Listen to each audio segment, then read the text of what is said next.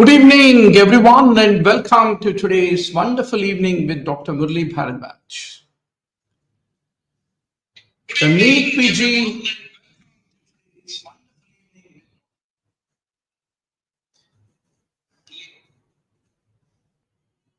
NEETPG is fast approaching.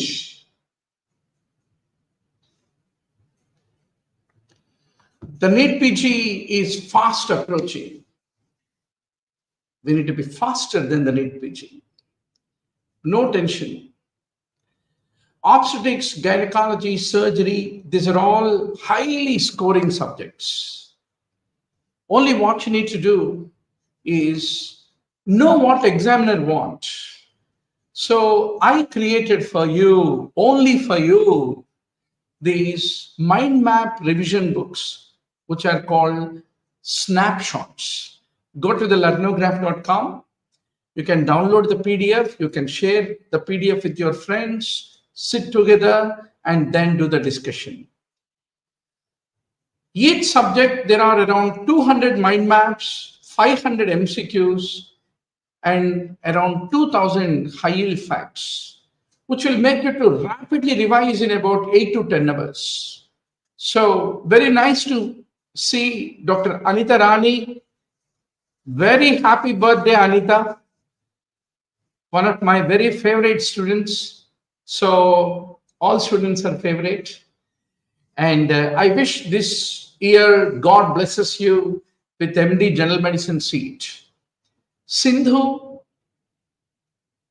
Chaitu, passionate traveler, and many more who are all online. So let's make the great beginning, doctor. Can you please punch his voice loud and clear for all of you? Now, once you go to the once you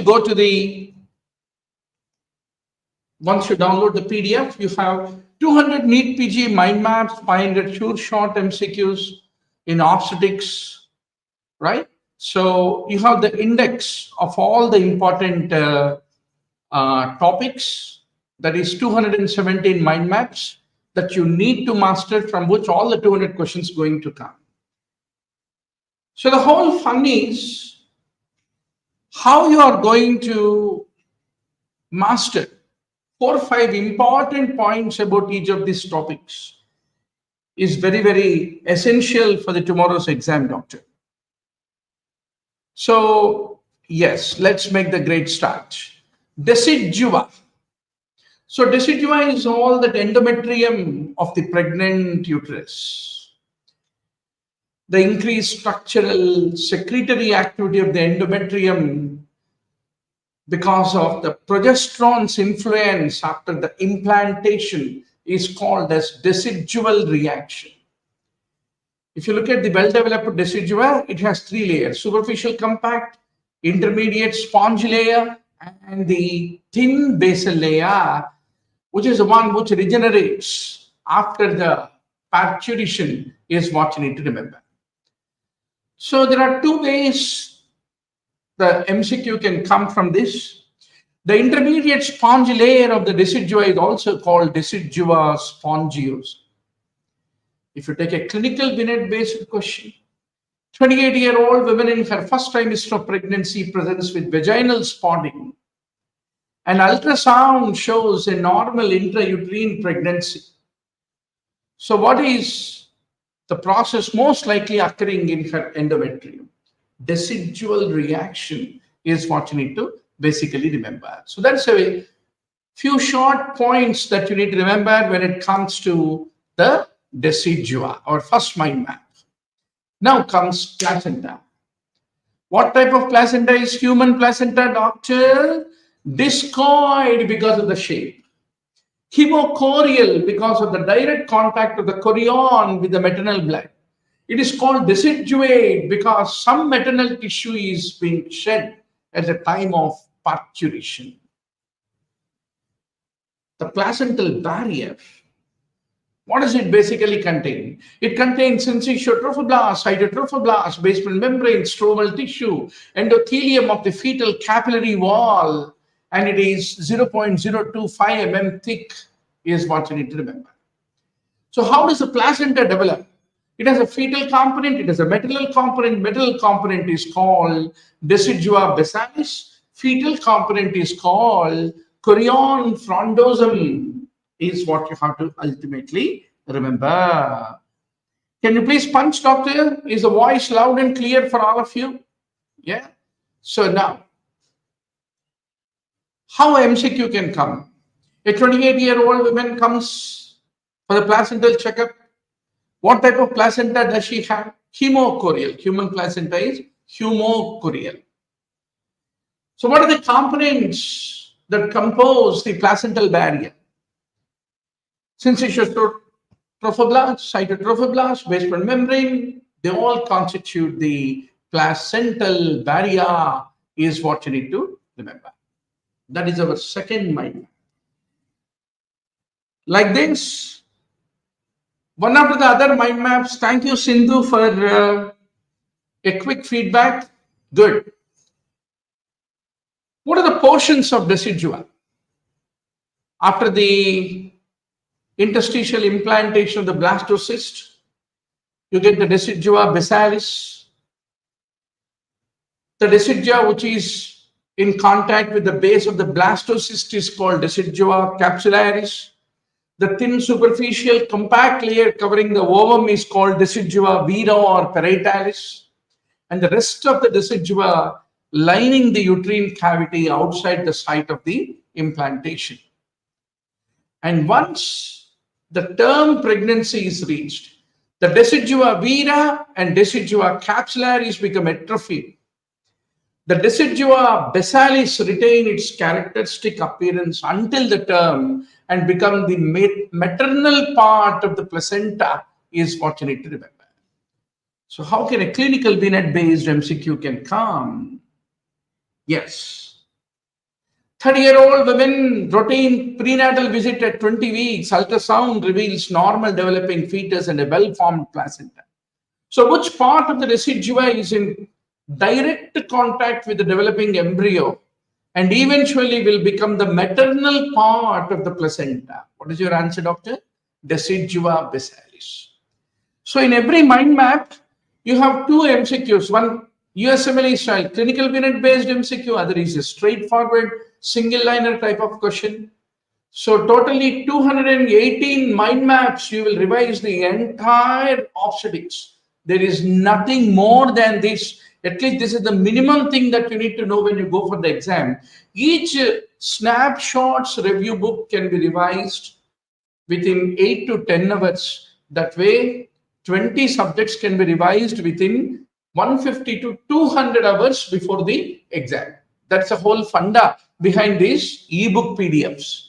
So please go to the learnograph.com. You can download these ebook PDFs. Now, there are certain numericals, very important, frequently asked in the entrance exam that you need to master, doctor. When will placenta formation begin? 6th week. Complete by 12th week. That's what you need to remember. And placenta is a circular disc. Diameter is about 15 to 20 centimeters. Thickness is about 2.5 centimeters at its center. And the weight of the placenta is half a kilo, is what you need to remember. 1/6 of the weight is the baby, and it occupies about 30% of the uterine wall. And how much is fetal origin? A term about 1/5 of the placenta is of fetal origin.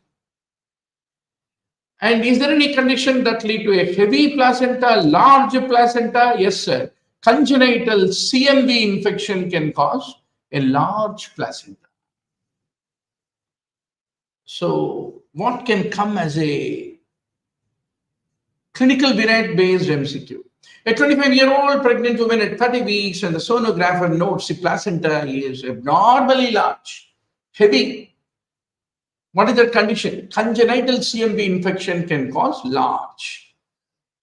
Agar single liner MCQ mane to placenta formation begins at which week? Examiner will put a gun on our temple. What is your answer? 6th week is what you need to remember. Now, doctor, the next mind map is about placental circulation. Everything, anything you should know. The volume of the blood in a mature placenta, half liter. Volume of the blood in the intervillous space, 150 ml. Fetal blood flowing through the placenta, 400 ml per minute. Uteroplacental circulation is established by what time? By day 12 after fertilization. Fetoplacental circulation is established by day 21. Even if you are Albert Einstein, you have to remember for the NEETPG. So, what are the statements about the placental circulation which is true? The volume of the blood in the intervillous space is 150 ml is what you should know. So, doctor, I give two questions. One clinical minute based question I'll give, and one single liner I'll give, and 5 to 10 points to remember in each mind map. That way, these 218 mind maps are going to be the Bible. 2000 high yield facts from which 10 MCQs are going to come. Hardly you will take 8 to 10 hours to do the revision, doctor. Now, there are certain placental abnormalities on which many MCQs come in the tomorrow's NEETPG. You need to be very, very sure about. Placenta suction ciliata. It has one or more accessory lobes of placenta. A leash of vessels connecting the main to the small lobe traverses through the membranes. An accessory lobe is developed from the activated villi on the chorion livae. And in cases of absence of communicating vessels, it is also called placenta spuria, is what you need to remember. Then you have placenta extracoriolis. There are two types: circumvallate placenta, placenta marginata. और एक बार आप Google image में जाके each of this types of placenta को एक बार देख लेना, क्योंकि image based MCQs are going to come from this. In circumvallate placenta, the fetal surface is divided into a centrally depressed area surrounded by a thickened white ring, which is usually incomplete. Whereas in placenta marginata, there is a thin fibrous margin present at the margin of the chorionic plate, where the fetal vessels appear to terminate. So that is the difference, circumvallate and placenta marginata. You have placenta membranacea, battledore placenta, velamentous placenta. You need to be very, very sure. Battledore, many times asked, umbilical cord is attached to the margin of the placenta, is called battledore placenta. If the umbilical cord is attached to the membranes, you call it as velamentous placenta. In velamentous, typically the branching vessels traverse between the membranes for a varying distance and supply the placenta. And if the blood vessels happen to traverse through the membranes overlying the internal os in front of the presenting part, then that can lead to antepartum bleeding, which is called vasa previa, where the blood in the APH, antepartum hemorrhage, is entirely the fetal blood. One of the favorite MCQ, velamentous placenta can lead to vasa previa, is what you should remember. Now, a MCQ can come like this: a 28-year-old woman, unduly large, thin placenta. During routine ultrasound, entire womb is practically covered by the placenta. What type of placenta? Placenta membranacea.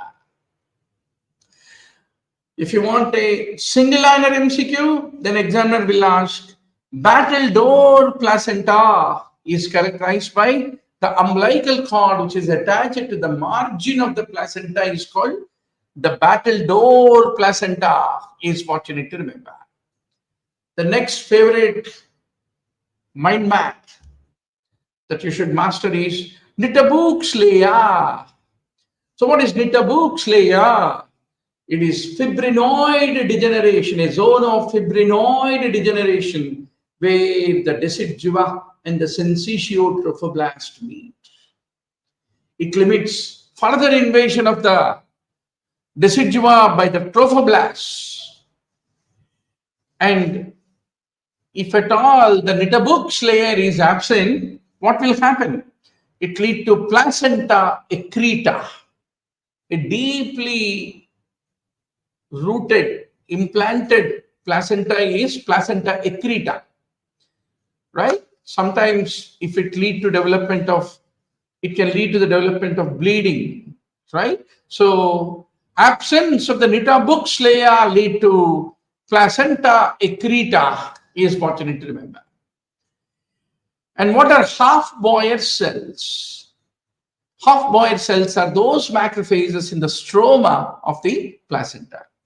So it can come like a clinical vignette-based question. A 32-year-old pregnant woman at 32 weeks of gestation presents with a painless vaginal bleeding. Ultrasound shows abnormally deep attachment of the placenta into the uterine wall. So what is that? It is basically placenta accreta. And what is it because of? It is because of the lack of the Nidabook's membrane is what you need to remember.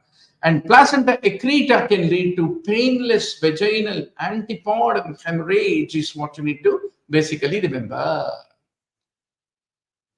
So if you ask simple single liner MCQ, Hofbauer cells are macrophages is what you have to emphatically answer in the exam.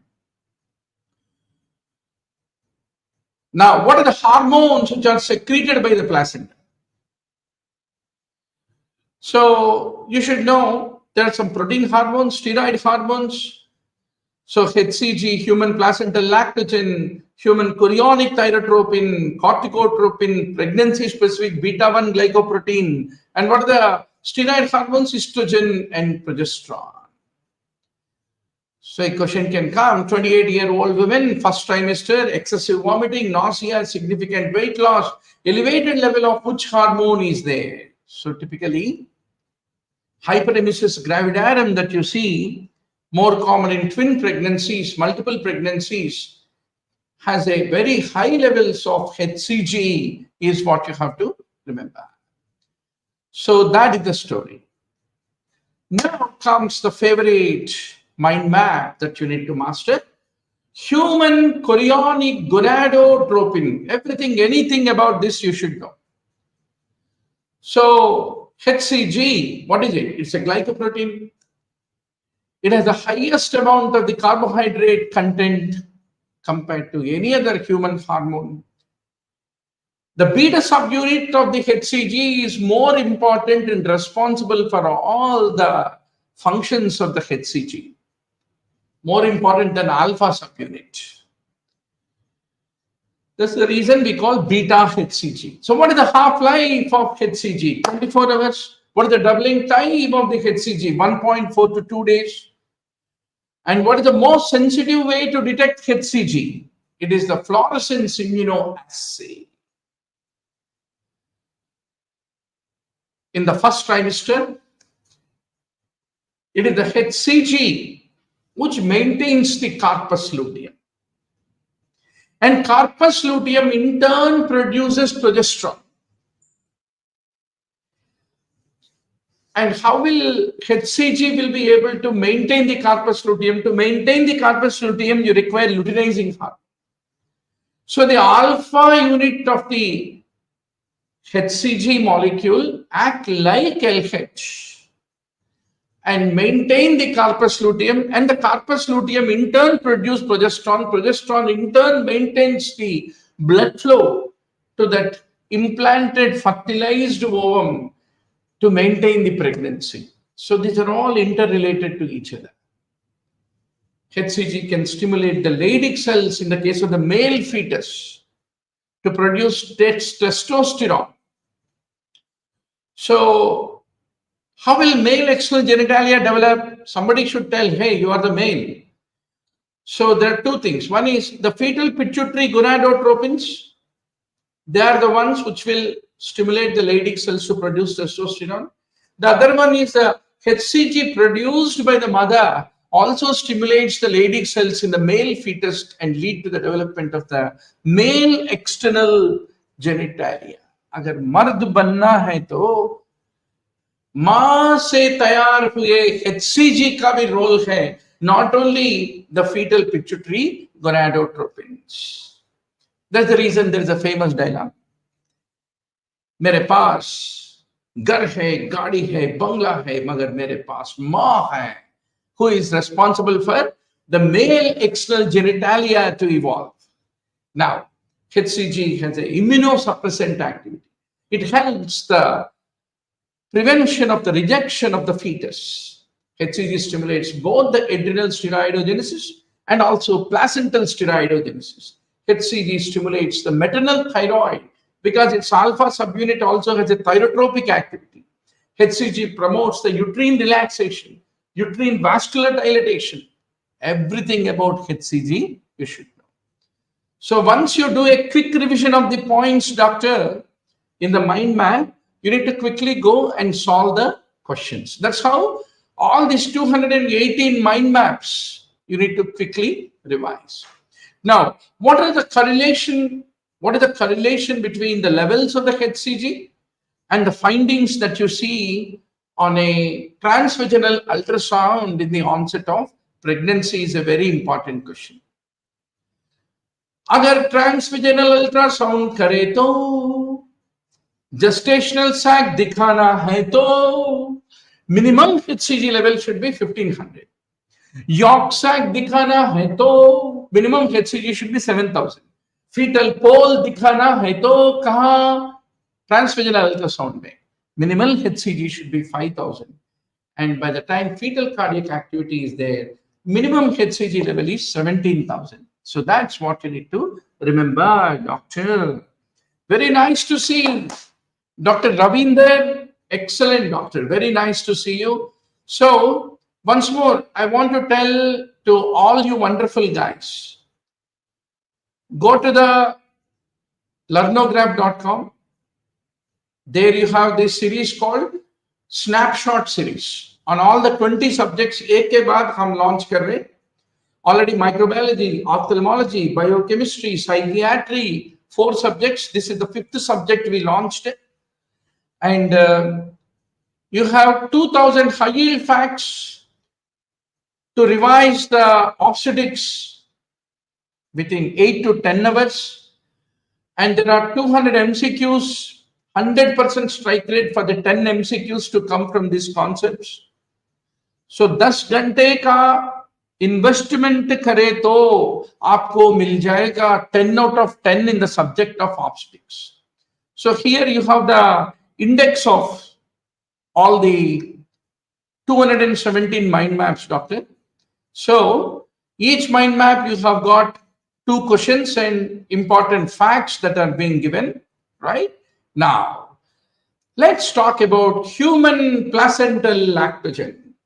आप कोई दोस्त के साथ बैठना और फटाफट revision कर लेना.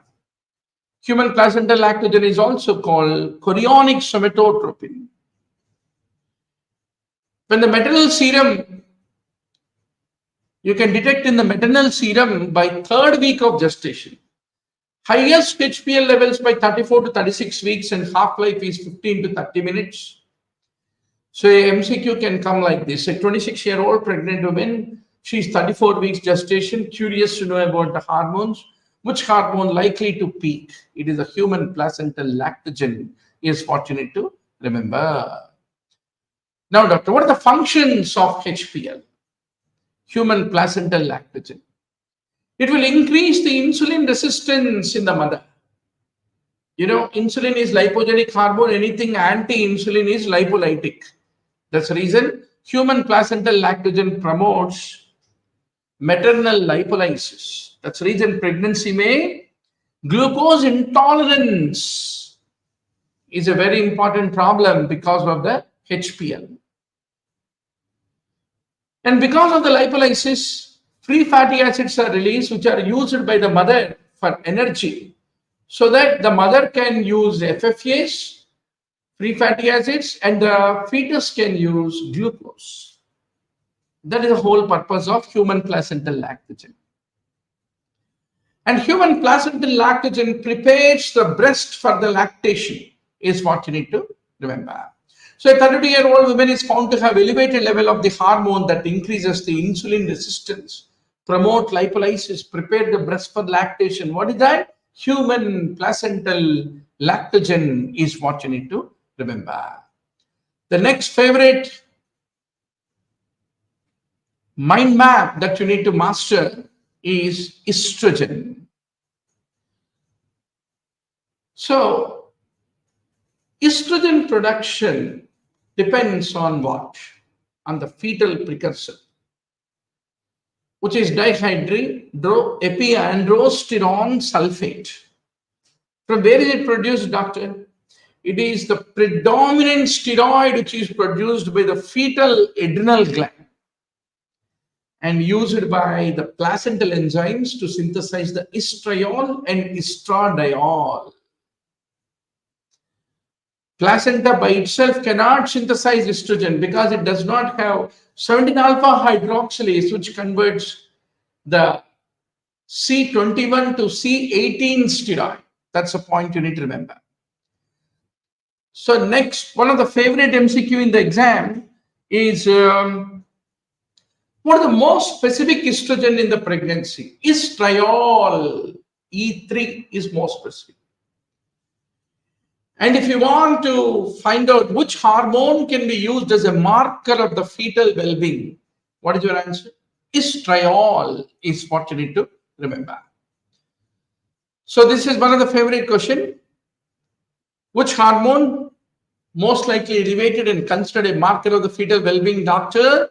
Estriol is what you need to remember. Now, the next favorite mind map that you need to master is progesterone.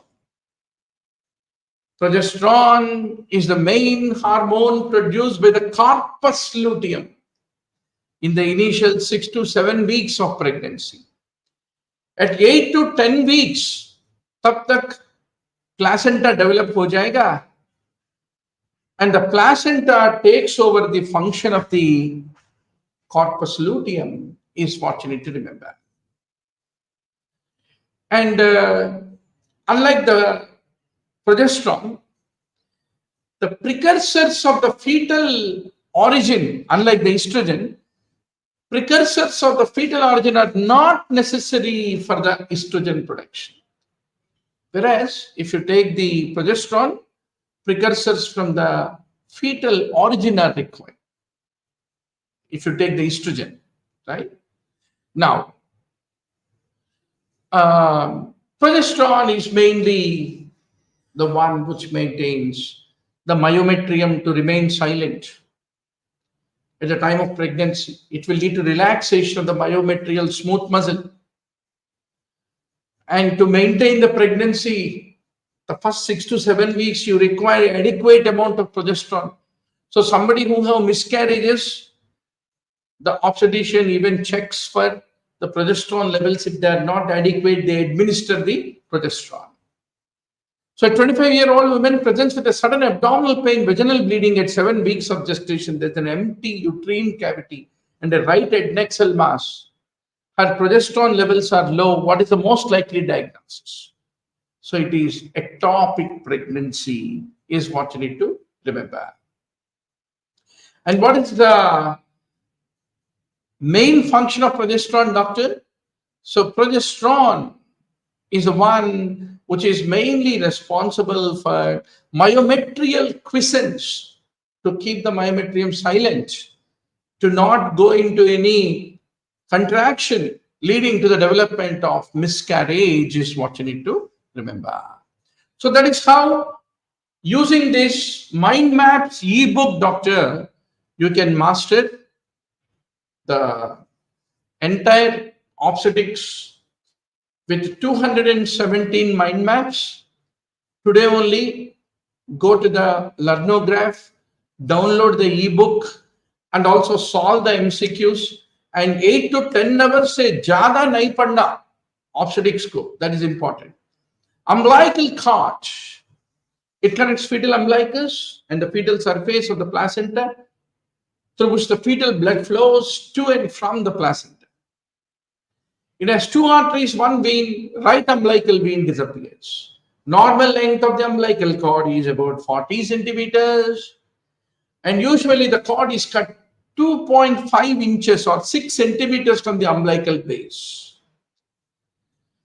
And what is the speciality of the umbilical arteries? Umbilical arteries do not possess internal elastic lamina, but have got well-developed muscular coat.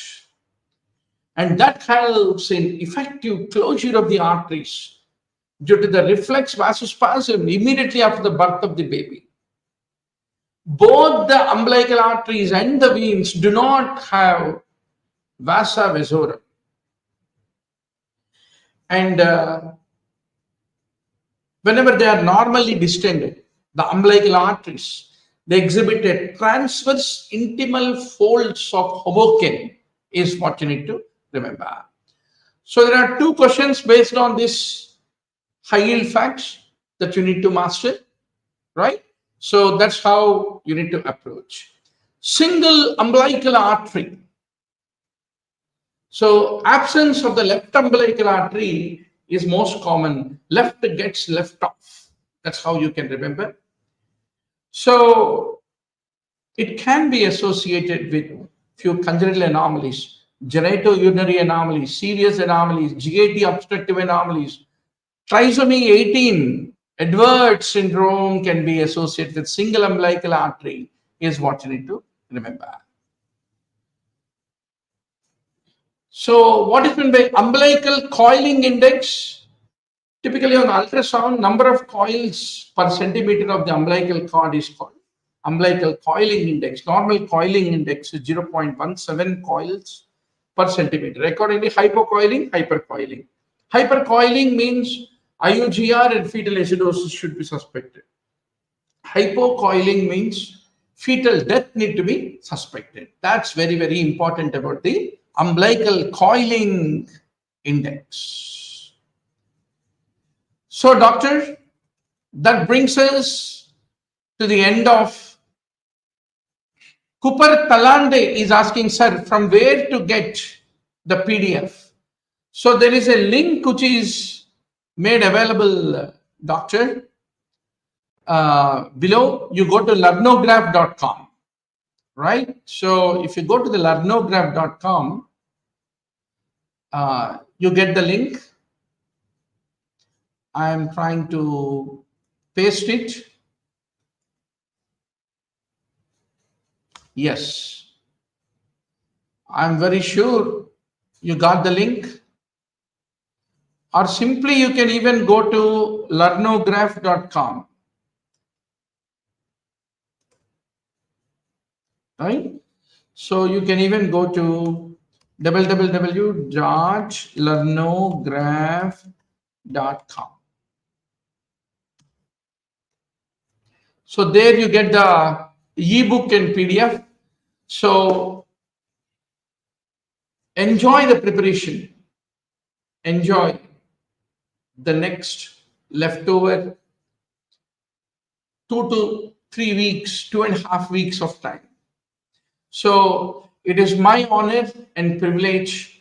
I'm becoming 51 tonight by 12 p.m. on June 6th. And I'm so happy. I started my life with teaching, and this is the one which I love most passionately. You're all my life. So right from the age of 16, I had been teaching, and today I became 51, very old monk, right? So I'll still be teaching, and one day when I become 90, even the last day of my life, I love to deliver a class and go to the Almighty's abode. So enjoy the preparation. God bless you. Only perseverance can make you to become the winner. Good night, doctor.